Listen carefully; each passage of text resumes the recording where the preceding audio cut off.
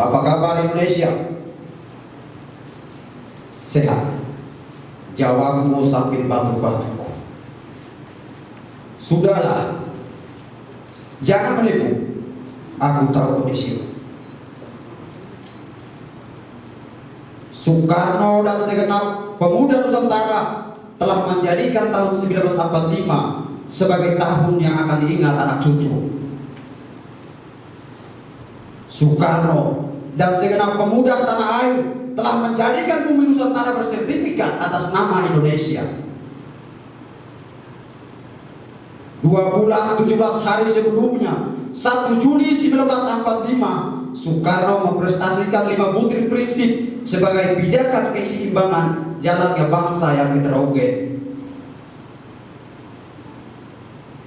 4 tahun pengasingannya dalam situasi yang kontemplatif di bawah pohon sukun, inspirasi itu ditemukan di timur Indonesia.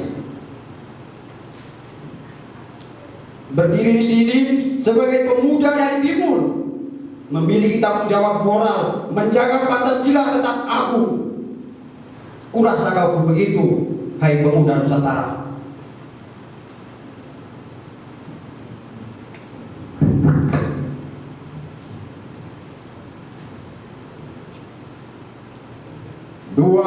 Februari 1967, Soekarno diturunkan karena dianggap tidak berhasil mengisi perabotan dapur rumah tangga Indonesia. Negara kemudian diambil alih oleh Soeharto, sang otoriter yang menghilangkan banyak nyawa. Pembantaian sana sini, 6 perwira mati dalam sekejap. Tak cukup sampai di situ, Presiden tangan besi itu membantai aktivis-aktivis yang mencoba menantang Indonesia dalam bahaya.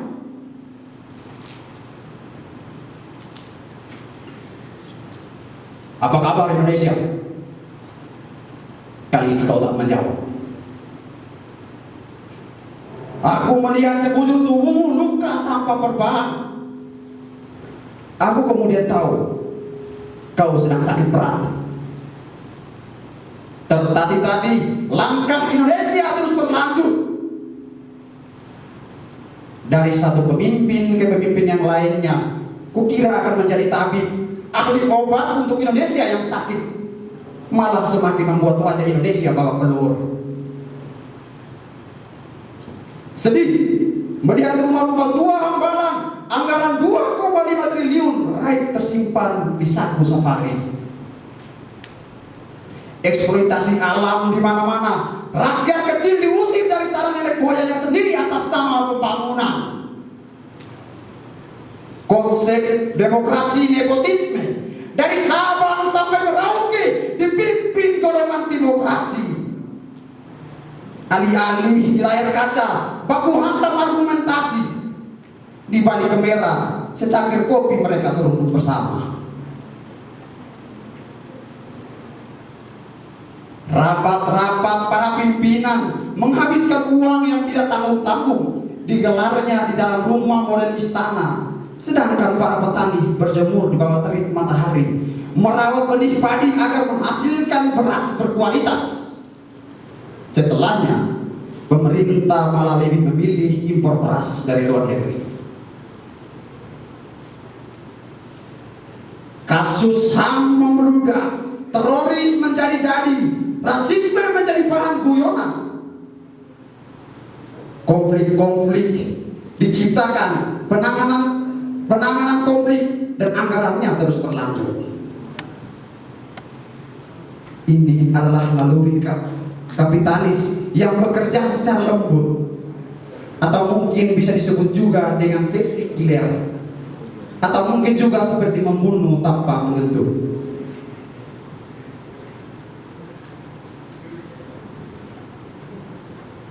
Segala upaya dilakukan agar uang negara berkutat hanya sekitar lingkaran elitis. Dibuatlah banyak-banyak lembaga yang tidak tahu kerjaannya apa. Nurani menjadi tumpul, Korupsi menjadi buah budaya.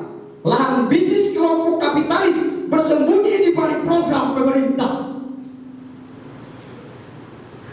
Maret 2020, COVID-19 mendarat di Indonesia dan membuat dompet Indonesia semakin sekarat. Vaksin diborong terlebih dahulu, baru kemudian dites kehalalannya. Dana bantuan sosial 134 triliun menjadikan Juliari Batuara mendekam di balik jeruji. Innalillahi wa inna ilaihi raji'un. Rakyat jelata mati kelaparan. Lembaga anti rasuah, Komisi Pemberantasan Korupsi yang menjadi salah satu buah gerakan 98 pun dibuat hilang independen.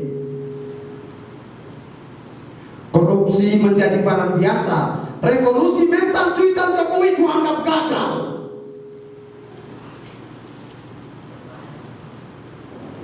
Politik identitas dimainkan. Agama tidak lagi sakral. Agama dipakai untuk menggerakkan roda misi untuk mencapai kekuasaan.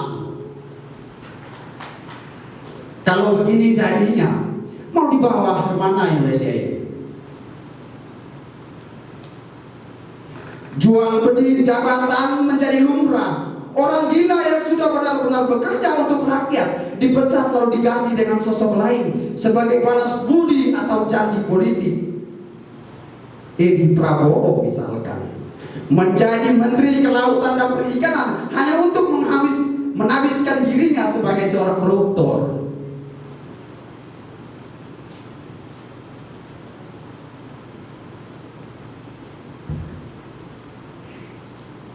Indonesia adalah negara beragama yang menjadikannya sebagai negara plural.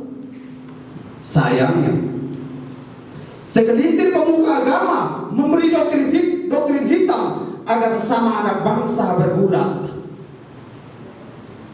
berapi-api berbicara tentang surga seolah pernah mati. Hai Bu, kalau surga belum pasti bagimu, jangan urus nerakaku. Penyakit-penyakit yang aku sebutkan hanyalah 1% dari jutaan penyakit kronis yang merogoti tubuh Indonesia. Bila ingin disebutkan satu persatu, aku butuh waktu seumur hidupku. Indonesia memiliki 34 provinsi, 416 kabupaten, 98 kota, dan 1340 suku bangsa. Jelas menggambarkan bahwa Indonesia berdiri di atas perbedaan dan ada karena keragaman. 1.900 juta kilometer persegi luas wilayah Indonesia. Untuk memimpin bangsa yang besar dan multikultural memang membutuhkan pemimpin yang bijaksana, membutuhkan pemimpin yang memiliki cinta yang tulus seperti cintaku pada Citra, sang pelacur yang aku cintai.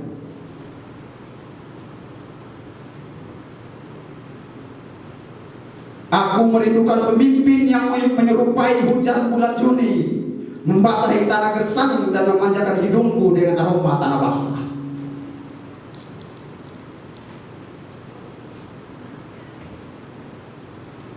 Masih tentang hujan bulan Juni, akhir-akhir ini aku menyebutnya dengan bulan Bung Karno. Ada harapan tentunya. Aku ingin Bhinneka Tunggal Ika, berbeda-beda tetapi tetap satu itu, tidak hanya sekedar menjadi bahan hafalan semata, tetapi harus benar-benar diilhami. Aku ingin kau, juga aku, kita berhenti membahas perbedaan warna kulit. Aku ingin kita tetap bersatu, menjaga rasa, menjaga nasionalisme, solidaritas, toleransi, dan mencintai manusia lain tanpa identitas. Aku ingin harapan-harapan itu mengalir dalam darah dan menyatu dengan jiwa setiap kita. hanya itu obat untuk menyembuhkan Indonesia yang sudah lumpuh. Indonesia harus dilihat sebagai seni. Indonesia harus dilihat sebagai pelangi. Kalau kita bisa mencintai pelangi, maka kita juga harus siap mencintai perbedaan warna yang menjadikan warna pelangi itu indah. Sampai selesai puisi ini kubaca, kulihat bagian-bagian tubuhku, tidak ada laser senjata yang diserahkan ke arah kepala dan juga dada kiriku. Keyakinanku pun tumbuh bahwa Indonesiaku sedang bergerak ke arah yang lebih ideal. Sajak dari Bali untuk Indonesia. Saya Rofiko, terima kasih.